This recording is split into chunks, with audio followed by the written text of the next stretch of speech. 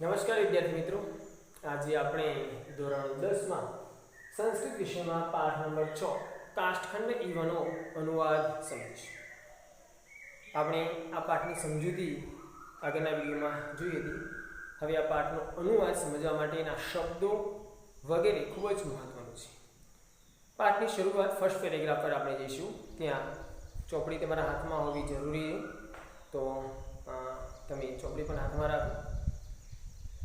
गंगा किनारे एक गुरु शिष्यन सह वर्तमान आसीत. गंगा किनारे એટલે કે ગંગાના કિનારે એક ગુરુ શિષ્યની સાથે વર્તમાન આસીત. વર્તમાન એ શબ્દનો અર્થ થાય ફરતા. વર્તમાન એ શબ્દનો અર્થ થાય ફરતા. ગંગા કિનારે એક ગુરુ શિષ્યની સાથે ફરતા હતા. સ जल प्रवाहेन सह नियमान कंचन काष्ठखंड निदर्शय शिष्यम आह. आह એટલે કે તેમને જલ પ્રવાહેન સહ જળ પ્રવાહની સાથે લઈ જવાતા કંચન કોઈક કાષ્ઠખંડ દર્શનાયો. કાષ્ઠખંડ એટલે કે લાકડાના ટુકડાને, કાષ્ઠખંડ એટલે કે લાકડાના ટુકડાને બતાવતા, દર્શનાયો એટલે કે બતાવતા शिष्यम आह એટલે કે શિષ્યને કહે. આહ એ શબ્દ છે જેનો અર્થ થાય કહ્યું. આગળના પાઠમાં પણ આ શબ્દ આવેલો છે. આહ એ શબ્દનો અર્થ થાય કહ્યું અથવા તો બોલ્યું. શું બોલે છે? અયમ જલ પ્રવાહેન સહ, આ જળ પ્રવાહની સાથે અવશ્ય સમુદ્રમ પ્રાશ્યતિ, ચોક્કસ સમુદ્રમાં પહોંચે. આ અયમ એટલે કે આ જળ પ્રવાહની સાથે ચોક્કસ સમુદ્રમાં પહોંચે. પરંતુ ગમન માર્ગે, ગમન એટલે કે જવાની ક્રિયા છે. ગમન માર્ગે એટલે કે જવાના માર્ગમાં, ગમન માર્ગે એટલે કે જવાના માર્ગમાં ત્યાં પેલું છે તીરે સંલગ્નતા. ભારાધિક્યન ભારની અધિકતાને કારણે નિમગ્નતા ડૂબી જવું. આવર્તપાતતા એટલે કે વમળમાં પડવું. અને નદી જળ વિયોગ, નદીના જળનો વિયોગ. ઇતિ ચત્વારો વિઘ્ના ન ભવેયુઃ તદા, આ 4 વિઘ્નો ન હોય ત્યારે. તો આ ફર્સ્ટ પેરેગ્રાફમાં ગુરુ અને શિષ્ય એક ગંગા નદીના કિનારે ફરતા હતા. ગંગાના ગુરુ શિષ્ય પ્રણાલીના આપણે વાત સાંભળીએ કે પહેલાંના સમયમાં ગુરુ અને શિષ્ય સાથે જ ત્યાં રહેતા હતા. શિષ્યો અને ત્યાં ગુરુ જે પણ કાર્ય કરે એમને સાથે રહીને કરવાના હતા. એ સંદર્ભમાં અહીંયા એક ગુરુ અને શિષ્ય એક ગંગા નદીના કિનારે ફરતા હતા. અને ત્યાં ગુરુ એક નદીના કિનારામાં કોઈક એક લાકડાનો ટુકડો એ જતો હોય કરતો, અને એને બતાવીને એના શિષ્યને કહે છે કે આ ચોક્કસ સમુદ્ર સુધી પહોંચશે, પણ જો જવાના માર્ગમાં 4 વિઘ્નો ન હોય. કયા 4 વિઘ્નો બતાવે? પહેલું વિઘ્ન બતાવે તીર સાથેનું જોડાણ, તીર સંલગ્નતા, જેનો થાય તીર સાથેનું જોડાણ. બીજું બતાવે ભારની અધિકતાના કારણે ડૂબી જવું. ભારની અધિકતાના કારણે ડૂબી જાય, પોતાના ભાર વધી જાય તો એના કારણે ડૂબવું. ત્રીજું બતાવે ભ્રમણમાં પણ આવર્તપાતતા, એવો શબ્દ આપે. આવર્તપાત એ શબ્દનો અર્થ થાય, એ શબ્દ મહત્વનો છે. આખો આવર્તપાત એ શબ્દનો અર્થ થાય ભ્રમણમાં પડો. તો આપણું ત્રીજું વિઘ્ન અહીં ભ્રમણમાં પડો. અને ચોથું વિઘ્ન ગુરુ બતાવે એ છે નદીના જળનો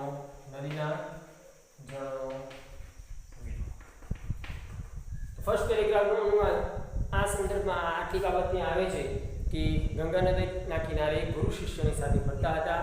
અને તે એક લાકડાના ટુકડાને બતાવી અને શિષ્યને કહે છે કે આ ચોક્કસ સમુદ્ર સુધી પહોંચશે, પણ જો જવાના માર્ગમાં આ તીર સાથેનું જોડાણ ભારની અધિકતાના કારણે ડૂબી જવું, વમળમાં પડવું અને નદીના જળનો વિયોગ, આ 4 વિઘ્નો ન હોય ઉપદેશ આપે છે. ગુરુ શિષ્યમ અગ્ર ઉપદિશતિ. ગુરુ શિક્ષણ બીજા પેરેગ્રાફમાં આવશું આપણે. ગુરુ શિષ્યમ અગ્ર ઉપદિશતિ. ગુરુ શિષ્યને આગળ ઉપદેશ આપે છે. ગુરુ શિષ્યને આગળ ઉપદેશ આપે છે. શું કહેવાય? વયમ સર્વે મનુષ્ય આપી કાષ્ઠખંડા ઇવ. વયમ સર્વે મનુષ્ય આપી કાષ્ઠખંડા ઇવ. આપણે બધા માણસો પણ લાકડાના ટુકડા જેવા છે. આપણે માણસો બધા કેવા છીએ? લાકડાના ટુકડા જેવા, કાષ્ઠખંડ જેવા. કાષ્ઠખંડ જેવા છીએ આપણે બધા, લાકડાના ટુકડા જેવા છીએ. મનુષ્ય કહેવાય લાકડાના ટુકડા જેવા. કોણ છે આ? તો માણસ. ગુરુ કહે વયમ સર્વે, આપણે બધા પણ આ લાકડાના ટુકડા જેવા છે. આગળ વાત કરે અસ્માકમ જીવનમ એવ નદી. અસ્માકમ જીવનમ એવ નદી. આપણું જીવન એ નદી છે. અસ્માકમ જીવન એવ નદી. આપણું જીવન નદી છે. પરિવાર પ્રવાહરૂપ. પરિવાર એ પ્રવાહરૂપ છે અને તત્ર સ્નેહરૂપ જલમ વહતી. ત્યાં સ્નેહરૂપી જળ વહે છે. સ્વકીય પરિવારે જીવન જીવંત કાશરૂપા ભયમ સુખપૂર્ણ સંસારૂપમ સમુદ્ર અવશ્ય પ્રાપ્તુમ યદિ ચત્વારો વિઘ્ના ન ભવેત. આ પરિવાર સાથે સ્નેહપૂર્ણ આપણે જીવતા ચોક્કસ સુખરૂપી સમુદ્રને પ્રાપ્ત કરી શકીએ છીએ જો 4 વિઘ્નો ન હોય. અહીંયા સેકન્ડ પેરેગ્રાફમાં ગુરુ અગ્રે વધતી, ગુરુ આગળ ઉપદેશ આપે છે કે આપણે બધા મનુષ્યો લાકડાના ટુકડા જેવા છે. આપણું જીવન એ કેવું છે? નદી સમાન છે. આપણું જીવન એ નદી સમાન છે. અને આપણો જે પરિવાર છે એ પ્રવાહરૂપ છે. આપણો પરિવાર એ પ્રવાહરૂપ છે અને ત્યાં સ્નેહરૂપી જળ વહે છે. જળ એ શું છે? સ્નેહ. તો સ્નેહરૂપી જળ વહે છે. આપણે પણ ચોક્કસ આ સુખરૂપી સમુદ્રને પ્રાપ્ત કરી શકીએ છીએ, જેમ લાકડાનો ટુકડો કરી શકીએ, પણ જો આપણા જીવનમાં 4 વિઘ્નો ન હોય તો. આગળ જીવને કીદૃશા વિઘ્ના ભવંતી ઇતિ શિષ્ય અપુચ્છત. અપુચ્છત એટલે કે પૂછ્યું. જીવનમાં કયા વિઘ્નો હોય છે એમ શિષ્યએ પૂછ્યું. ગુરુ સમ ઉપદેશિત. ગુરુ તેને સમ્યક એટલે કે સારો ઉપદેશ આપે છે. ગુરુ કહે છે નદી રૂપે જીવને આહાર નિંદ્રા ભય ઇતિ તીરભૂતા સંતિ. નદી રૂપી જીવનમાં આહાર નિંદ્રા ભય વગેરે તીરરૂપ હોય છે. તીરેષુ સંલગ્નના નામ આહાર નિંદ્રા ભય આદિ શિવને સતત પ્રવૃત્તિ. તીરે એટલે કે કિનારા સાથેનું જોડાણ. તીર એટલે કે તીર સંલગ્નતા એટલે કિનારા સાથેનું જોડાણ. એટલે આહાર નિંદ્રા ભય વગેરેમાં સતત પ્રયોજેલા અથવા સતત જોડાયેલા રહે. વસ્તુતઃ આહાર નિંદ્રા આદય સેવનીયા. ખરેખર આહાર નિંદ્રા વગેરે સેવ્યા યોગ્ય હોય છે. પરંતુ તત્ર સતત સંલગ્નતા, પરંતુ તેમાં સતત જોડાયેલા રહેવું એવ વિઘ્ના ભવંતિ, એ વિઘ્ન બને છે. આહાર નિંદ્રા ભય આદિશુ. આહાર નિંદ્રા ભય વગેરેમાં સતત પ્રવૃત્તિ રહેવું એ વિઘ્ના ભવંતિ, તે વિઘ્ના બને છે. અને તત્ર કાષ્ઠખંડરૂપી વયમ, ત્યારે કાષ્ઠરૂપી ખંડરૂપી આપણે ક્યારેય પણ સુખરૂપી સમુદ્રને પ્રાપ્ત કરી શકતા નથી. તો આ નેક્સ્ટ જે પેરેગ્રાફ છે ત્યાં ગુરુ શિષ્યને ઉપદેશ આપતા કહે છે કે નદીરૂપી આપણું આ જીવન છે. આપણું જીવન કેવું છે? નદીરૂપી આ જીવન છે.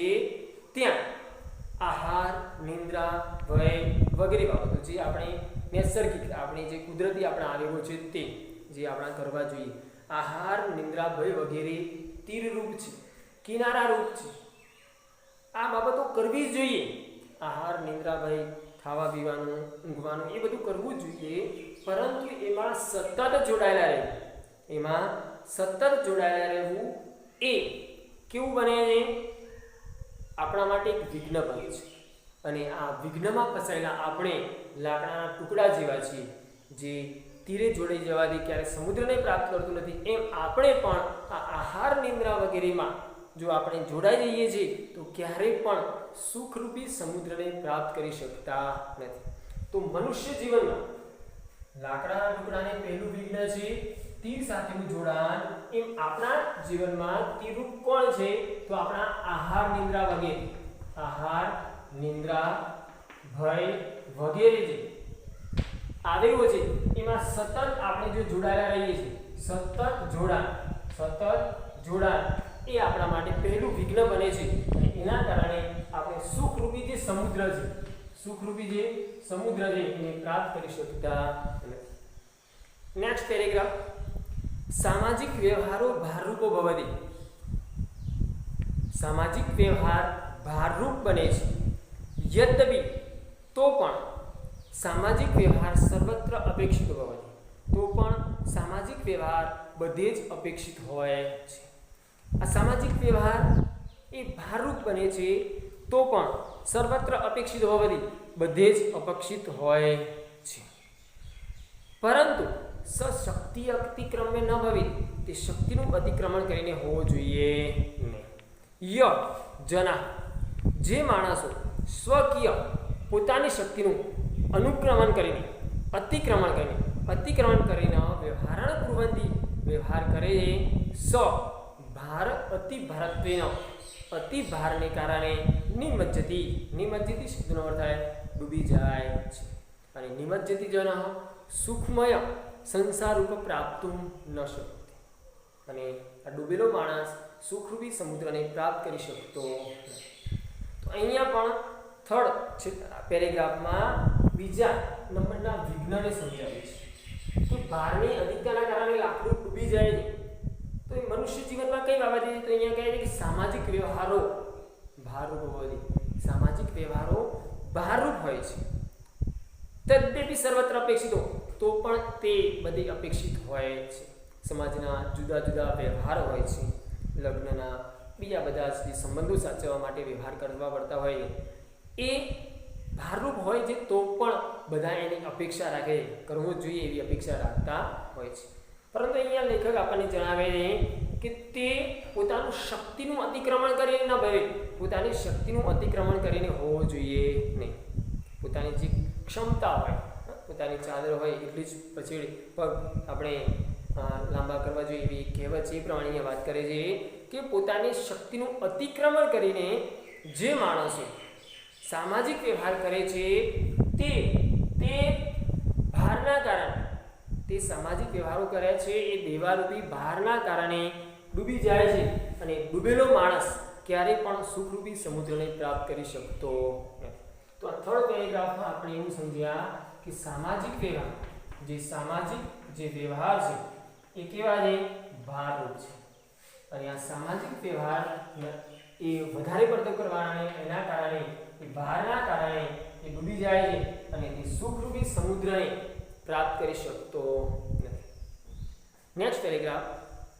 સુરપાનમ, અક્ષક્રીડા, તમાકુ ભક્ષણમ, ચોરકર્મ ઇત્યાદિની દુર્વ્યસનાની માનવ જીવને આવર્તભૂતાની સંતિ. આગળ વાત કરીએ સુરપાનમ. અહીંયા સુરપાનમનો અર્થ થાય મદિરાપાન. સુરાપાન એવું શબ્દ અહીંયા સુરપાનમ એટલે કે મદિરા, શરાબ, મદિરા કરવું, મદિરા પીવું એટલે કે સુરપાનમ મદિરાનું સેવન કરવું, શરાબનું સેવન કરવું અથવા મદિરાનું સેવન કરવું. ત્યાર પછી અક્ષક્રીડા. અક્ષ એવો શબ્દ છે જેનો અર્થ થાય અક્ષ એટલે કે જુગાર રમવું. અક્ષક્રીડા એટલે કે જુગાર રમવું, મદિરાપાન કરવું, જુગાર રમવો, તમાકુ ભક્ષણ તમાકુ ખાવી, ચોર કર્મ ચોરી કરવી ઇત્યાદિની આ વગેરે દુર્વ્યસનો માનવ જીવનમાં આવર્તરૂપ છે. આ આવર્તરૂપ શું છે માનવ જીવનમાં? ભ્રમરૂપ શું છે? તો ત્યાં આપણને એવું જણાવે છે કે મદિરાપાન કરવું, મદિરાપાન, પછી ત્યાં જુગાર રમવું, તમાકુ ખાવી અને આગળ કહે ચોરી કરવી, આ બાબતો માનવ જીવનમાં આવર્તરૂપ છે. આવર્તરૂપ એટલે શું? વમરરૂપ છે. એશુ પતિતો જનઃ બર્હિ આગંતુક ન શક્નોતિ, આમાં પડેલું માણસ બહાર આવી શકતો નથી. આમાં પડેલું માણસ એશુ પતિતો જનઃ, જો શબ્દ આમાં પડેલો માણસ, એશુ પતિતો આમાં પડેલો માણસ બહાર આવી શકતો નથી. અતઃ આથી તત્ર પતને એવ ન ભવેત તાદૃશ પ્રયત્નો કરણીય ભવતિ, આથી તેમાં પ્રવેશ જ ના થાય, તેમાં પ્રવેશ જ ના થાય, એમાં પતન જ આપણે એ તરફ જઈએ જ નહીં, પતન જ ન થાય એવો સતત આપણે પ્રયત્ન કરવો જોઈએ. યે જનાઃ વ્યસનોપતિતાઃ, જે માણસો વ્યસનમાં પડે છે તો તરંત અપી એકસ્મિન સ્થાને ભ્રમંતી, જે માણસો આ વ્યસનમાં પડે છે તે તરતા હોવા છતાં પણ એમને એવું લાગે છે કે મારી ગતિ થઈ રહી છે, તરતા હોવા છતાં પણ એકસ્મિન સ્થાને, એક જ સ્થાને ફર્યા કરે છે. તેષામ પ્રગતિ બાધિતા ભવતિ, તેમની પ્રગતિ અટકી જાય છે. તરસ્તે સુખ રૂપી સમુદ્રમ પ્રાપ્તુમ ન અર્હતિ, આમ હોવાના કારણે તેઓ સુખરૂપી સમુદ્રને પ્રાપ્ત કરી શકતા નથી.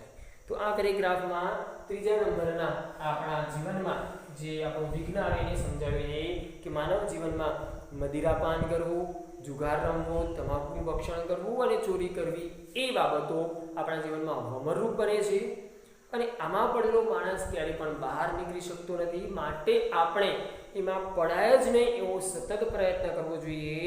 આ વ્યસનોમાં, આ બાબતોમાં પડેલા માણસોને એવું લાગે છે કે અમે ગતિ કરી રહ્યા છીએ, પણ તે એકને એક જ જગ્યાએ ફરી રહે છે. તેમની એકનો ક્યારેય પણ વિકાસ થતો નથી અને એમની પ્રગતિ જે થવાની હોય તે પ્રગતિ અટકી જાય છે અને એના કારણે એ માણસો પણ સુખરૂપી સમુદ્રને પ્રાપ્ત કરી શકતા નથી. આગળ જોઈશું આપણે પરિવારાત મુખત્વમ એવ નદી જળ વિયોગ, પરિવારથી વિયોગ થવું એનું નામ છે નદી જળ વિયોગ. જેમ અહીંયા લાકડાની નદીના જળનો વિયોગ થાય એ વાત કરીએ કે પરિવારાત વિમુક્તમ એવ નદી જળ વિયોગ, પરિવારથી છૂટા પડવું એનું નામ જ નદીના જળનો વિયોગ. સામાન્યતઃ પરિવારે જીવન જીવંત, પરિવારે નિવંસંત એવ, પરિવારે જીવતા જ આપણે સંસાર સમુદ્ર પ્રાપ્તુમ સમર્થા, સંસારરૂપી સમુદ્રને પ્રાપ્ત કરી શકીએ છીએ. પરંતુ યદિ કચ્છિત જન, પરંતુ કોઈ માણસ સ્વાર્થવશાત ક્રોધવશાત, સ્વાર્થને કારણે કે ક્રોધને કારણે પરિવારત પ્રતિમુખ ભવતિ, પરિવારથી છૂટો પડી જાય, સો અપી તે પણ નદી પરિવાર જન સ્નેહ વિયુક્ત, નદીરૂપી પરિવારથી સ્નેહથી મુક્ત થયેલો કદાચિત જ્ઞાનેના સુખેણ પૂર્ણ, ક્યારે પણ જ્ઞાન અને સુખથી પૂર્ણ આનંદમય સમુદ્ર ન પ્રાપ્તું અર્હસે, ક્યારે પણ જ્ઞાન અને સુખથી પૂર્ણ સમુદ્રને પ્રાપ્ત કરી શકતો નથી. તો અહીંયા આ પરિવાર આપણા પેરેગ્રાફમાં સમજાવ્યું કે નદીના જળનો વિયોગ જે લાકડાના ટુકડાને થાય છે તે ક્યારે પણ પહોંચી શકતો નથી. એમ મનુષ્ય જીવનમાં પણ પરિવારથી વિમુક્તા, પરિવારથી છૂટા પડવું, પરિવારથી વિમુક્ત થવું એ જ નદીના જળનો વિયોગ છે. સામાન્યતઃ પરિવાર સાથે રહીને જ આપણે કોઈ પણ સુખ સમૃદ્ધિને પ્રાપ્ત કરી શકીએ છીએ. પણ જો કોઈ માણસ પોતાના ક્રોધ અને અભિમાનના કારણે જો પરિવારથી છૂટો પડી જાય તો ક્યારેય પણ તે સુખરૂપી સમુદ્રને પ્રાપ્ત કરી શકતો નથી.